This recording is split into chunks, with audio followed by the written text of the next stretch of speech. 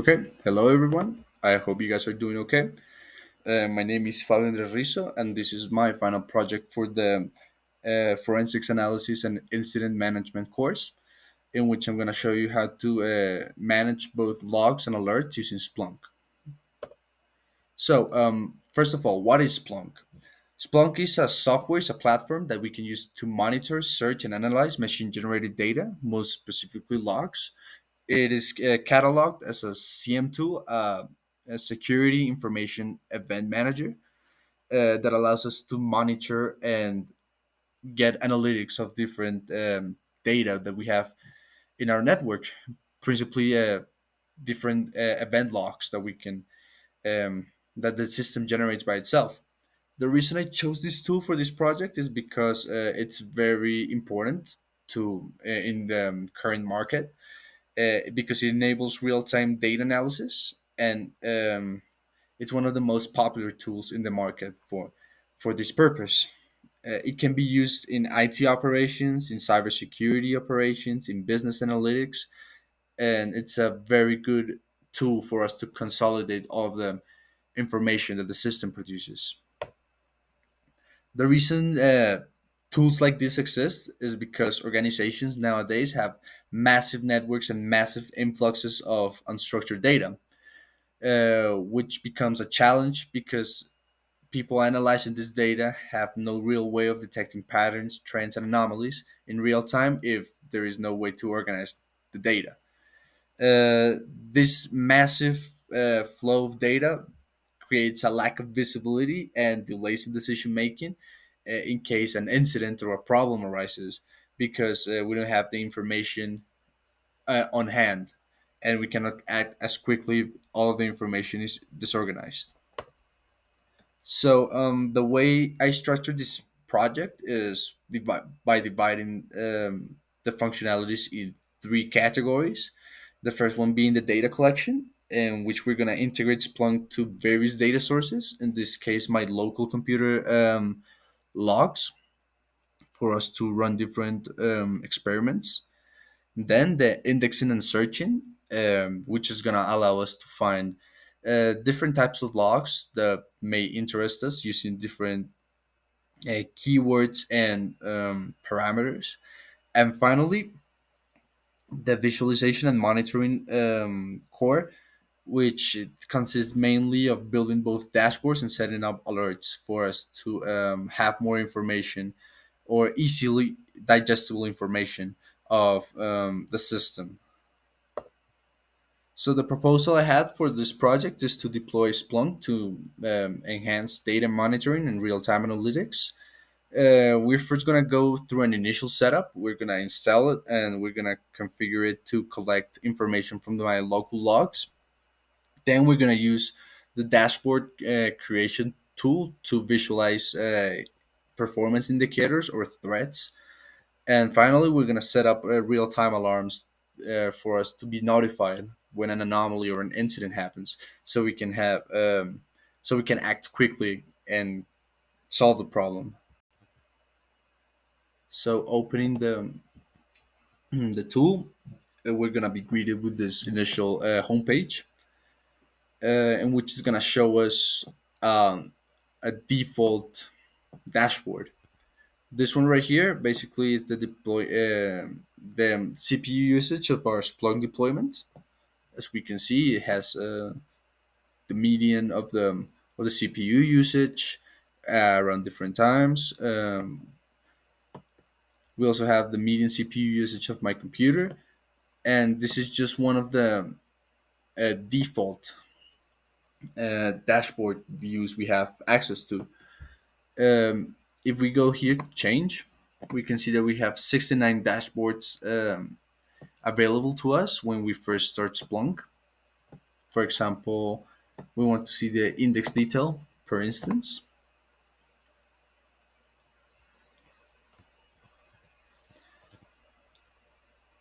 and we can search and we can see different data for the data usage. We can see how many the index size, the bucket count, how many events we have. a timeline of our events, etc., etc. So our first step for us to configure our Splunk tool is to go to settings and go to data inputs. Now, depending on what you want to do, you're gonna want to choose one of the different inputs we have. For example, if you were working at a company, you could get remote event log collections if you're working with a network. However, for this project, we're not gonna focus on that. We're gonna focus on our local event log collection. So here we get to choose which logs we want to export to the tool. I already exported these four categories: the application, Internet Explorer, security, and system. So it's not going to allow me to export them again. They're already exported. But just so you know, once you choose which logs you want to analyze, you're just going to press save, and then you can go back to the main page. So once we're here, we're going to go to apps, and we're going to go to search and reporting. This one is very, very important because here's where we're going to be able to search for logs, and here we're going to be able to build the queries for us to uh, get dashboards and alerts in the future. So the basic one would be to just put a star and search, and it's gonna just show us all of the logs we imported, like absolutely every log. And it's also gonna show us a small timeline of the last 24 hours, how they were distributed. So for example, we had a peak of 4,000 events at 2 p.m. today, and so on and so forth. Here we can change the format of our logs depending of what we found more convenient. Me personally, I like the list, and here's where we can start using um, some of the functionalities of this tool to make our job easier. So, for example, let's say that we want to reduce the search just the security logs. So we're just gonna click here and we're gonna add to search. That way, it's gonna start. Um, it's gonna start showing us just the logs that have that log name.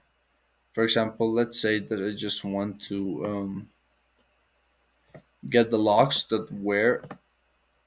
that has this event code, and 15,000 of them have that event code. So just by clicking on the logs on the different parameters, we can start narrowing our search. Already have built one query that is going to give us a singular log, simulating that we just found the log we want. It's going to be this one. It's going to give. I'm going to specify to give me all of the logs that have this host name, that is this source type with this event code, with this type, and with this record number. So once we run it, it's going to give us the singular log that we're looking for. We're just going to save this for later. We're going to search all of them. And here on the left, we can see some interesting fields that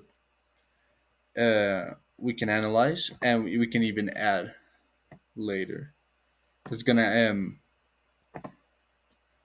increase the number of logs we have, or decrease it in case we take away these fields. So something we can do, however, is set up alarms. For example, using this search, we can save it as an alert. We can give it a title, alert 1, give it a description, set up the permissions. We can set it if the alert is going to be running every week. We can have it by real time. We can have it have an expiration, and the purpose. And this is the trigger of the alert. This one's basically going to allow us to set up when the alert is going to trigger. So per result is just going to show us when it returns a result. So we're just going to go with that.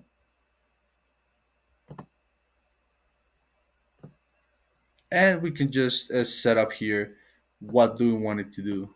So for example, I wanted to send an email, and we could just set up the email we want the subject, and that way it can notify us if it finds anything unusual or out of place depending on the search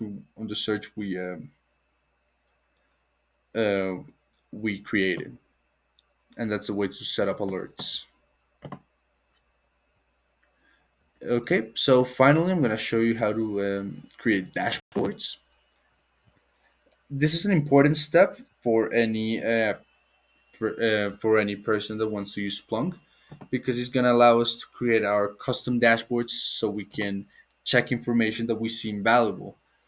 So we could just call it new, go to dashboard student and make it a grid. And this way we can start to structure our new dashboard. We can set up a table in which the data source is the query we applied before. And once we update it, it's just going to show us the log. We can uh, we can have it as a column in which we put the same query. It's just going to give us the different bar. We can set it up as to show us the different events that have this event code, or have different event codes and simply show us how many of the logs match with the event code. Uh, with this, we can just like save the dashboard, go back to the dashboard menu, and there it is, the one. We can also edit some permits in which we can just display it for the owner, or we can display it for in a specific app or for all the apps. And finally, the an important thing, we can set it as a home dashboard if it's a very important or sensitive information that we need to have access to all the time. That way, once we go back to the home screen, it's gonna replace the dashboard we had previously, and it's gonna show us the dashboard we just created. Uh, Finally, as conclusions, we can identify some benefits of using this tool. It centralizes all of the logs and all of the information, and it gives us the data in real time. So it's more organized, and we can make decisions more effectively because we have all the information concentrated in one place. It's gonna help us detect and resolve issues faster once we set up different alerts, and once we set up different dashboards that allow us to analyze the data in a timely manner. And finally, it's very easily we can integrate it easily with various data sources. For example, local sources or remote sources, which makes it a perfect tool to concentrate all of the information for us to analyze. I hope you enjoyed my project, and thank you very much for your attention.